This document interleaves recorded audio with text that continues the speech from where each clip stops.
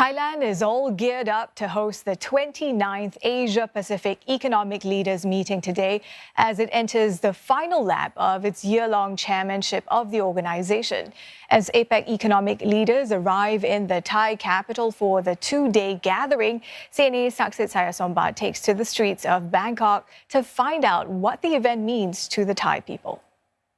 APEC 2022 will shape our future. The glitzy promo promised a new dawn for the Asia-Pacific Economic Cooperation, or in short, APEC. Bangkok is sprucing up parts of the city as it hosts the grouping's first in-person meeting since the COVID-19 pandemic. It's launched a year-long marketing campaign, but Bangkok residents are still not quite sure what to think of it. นึกถึงการประชุมของผู้นำหลายๆประเทศนะครับที่จะเกี่ยวกับความร่วมมือต่างๆนะครับโดยเฉพาะด้านเศรษฐกิจก็ดีที่ประเทศไทยเป็นเจ้าภาพเพราะว่าจะได้เห็นว่าต่างประเทศเนี่ยเขาเข้ามาที่เมืองไทยแล้วมันมีอะไรบ้างอันนี้ยังคาดการไม่ได้คุณเพราะว่าเรายังไม่รู้ว่าเหตุการณ์ข้างหน้ามันจะเป็นยังไงแต่เขามาประชุมประเทศเราก็ดีเหมือนกันเพราะว่าเราก็แย่มาช่วง 2-3 ปีที่แล้วที่เราก็มันน่าจะดีกว่าเดิมFor this APEC meeting, the hosts have spared no expenses and built this brand new convention center in downtown Bangkok. And for the Thai government, there's a certain sense of pride to be hosting one of the first in-person meetings again after the pandemic and have world leaders come to Bangkok. However, this is a summit that is being overshadowed.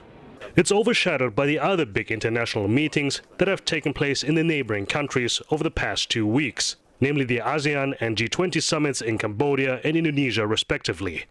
It's also overshadowed by Russia's ongoing war against Ukraine that has dominated the agenda of most key meetings, news headlines, and driven inflation up, as well as prices for energy and food. Russia is a member of APEC. President Vladimir Putin is not joining other world leaders in Thailand, but the war he's waging is expected to be a bone of contention among APEC members. Previous meetings have resulted in walkouts and a failure to come up with a joint communique. The decision of world leaders, especially US President Joe Biden, to miss APEC while attending the ASEAN and G20 summits also raises questions about what the APEC summit can actually achieve. So geopolitics is not going to get APEC very far. So geoeconomics is where APEC can make some headway. However, I do think that the private sector has a big role in APEC, and the private sector I think finds APEC still very crucial and relevant and very useful. All this is probably raining on the parade of the host, Thai Prime Minister Prayut Chan-o-cha, and his moment in the international spotlight. The former coup leader, who's facing general elections next year, has been urging Thais, especially those opposing him, not to cause any problems. เพราะนั้นจะทำอย่างไรให้การประชุมนี้เกิดขึ้นอย่างเรียบร้อยปลอดภัยมีความคืบหน้านะครับเพราะหลายๆประเทศก็ต้องการที่จะมาลงทุนในกลุ่มประเทศอาเซียนของเรานะครับโดยเฉพาะประเทศไทยก็เป็นเป้าหมายหลักสำคัญเช่นเดียวกันนะครับขอให้ทุกคนได้คำนึงถึงผลกระทบที่จะเกิดขึ้นถ้าหากว่าเราทำให้การประชุมนั้นมีปัญหานะก็ขอร้องไปยังบรรดากลุ่มต่างๆด้วยนะครับก็ขอให้ประชาชนช่วยกันเฝ้าระวังด้วยแล้วกันนะ But not everyone is heeding the call.